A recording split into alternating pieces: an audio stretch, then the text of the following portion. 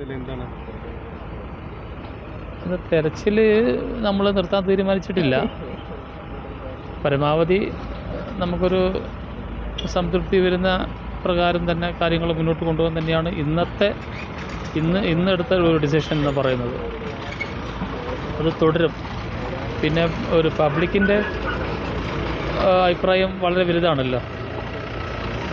പബ്ലിക്കും ഈ പ്രദേശവാസികളും ബന്ധുക്കളും അവരുടെ അഭിപ്രായം വലുത് തന്നെയാണ്. അപ്പോൾ അവരുടെ അഭിപ്രായങ്ങളൊക്കെ മാനിച്ചുകൊണ്ട് തന്നെയാണ് ചർച്ച നടക്കുക. ഈ നാട്ടുകാരുടെ കണക്കൂട്ടൽ വലിയൊരു കണക്കാണ് പറയുന്നത്. ഇപ്പോൾ മുകളിലോട്ട് പോയി സർക്കാരിൻ്റെ കണക്കിൽ 210 വരെയാണ് പറയുന്നത്. അല്ല, അത് സർക്കാരിൻ്റെ കണക്കിൽ നമ്മൾ വെച്ച് നോക്കുന്നുണ്ട്. അതായത് കോണ്ടൂർ മാപ്പ് വെച്ചിട്ട് പരിശോധിക്കുന്നുണ്ട്. കോണ്ടൂർ മാപ്പ് വെച്ചിട്ട് നേരത്തെ ഇവിടുത്തെ സാറ്റലൈറ്റ് സർവേ പ്രകാരമുള്ള കോണ്ടൂർ മാപ്പ് പ്രകാരം ഇപ്പോൾ ഓരോ ഇത് നോക്കി ശാസ്ത്രീയമായി പരിശോധിക്കുന്നുണ്ട്. രണ്ടാമത്തെ പരിശോധന എന്ന് പറയുന്നത് നമ്മുടെ റേഷൻ ഷോപ്പ് വെച്ചിട്ട് റേഷൻ കാർഡ് വെച്ചിട്ട് നമ്മളൊരു പരിശോധന നമ്മൾ നടത്തുന്നുണ്ട്. പിന്നെ ആധാർ, ഈ കാര്യങ്ങളൊക്കെ ആധികാരികമായിട്ടുള്ള രേഖകൾ പരിശോധിച്ചുകൊണ്ടാണ് ഗവൺമെൻറ് ഒരു കൃത്യമായിട്ട് കണക്കിലേക്ക് പോയിക്കൊണ്ടിരിക്കുന്നത്. അല്ലാതെ നമ്മളിങ്ങനെ ഒരു ഊഹാപോഹം പറയുന്നത് നമ്മൾ ഗവൺമെൻറ് സ്ഥിരീകരിക്കുന്നില്ല.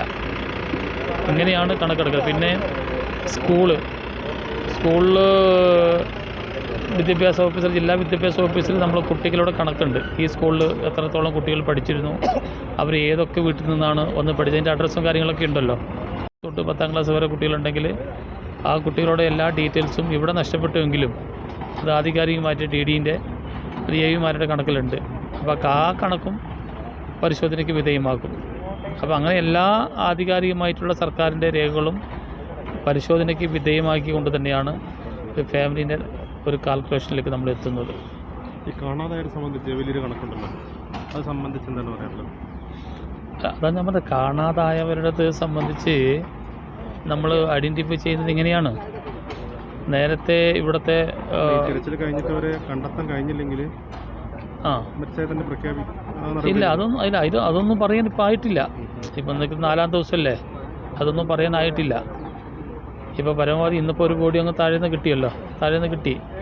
അപ്പോൾ അതൊക്കെ സൂചിപ്പിക്കുന്നത് ഇനി എവിടെയെങ്കിലൊക്കെ നമ്മുടെ ബോഡി അവശിഷ്ടങ്ങൾ കാണുമെന്ന് തന്നെയാണ് ആ കാര്യങ്ങൾ സൂചിപ്പിക്കുന്നത്. ഇന്ന് 4ാം ദിവസമേ ആയിട്ടുള്ളൂ, അത് തുടരും.